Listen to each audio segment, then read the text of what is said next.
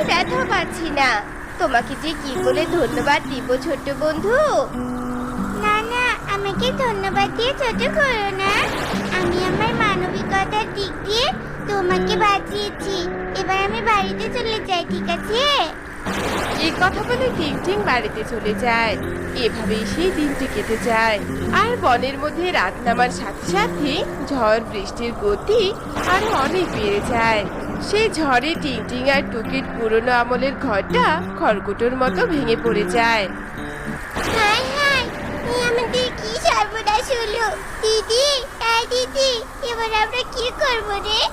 আমাদের কাছে ভেঙে গেল। আমরা এখন তাহলে কোথায় গিয়ে আশ্রয় নিব?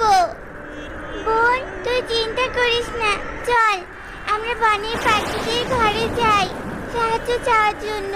নিশ্চয়ই এই বিপদে আমাদের কেউ সাহায্য করবে।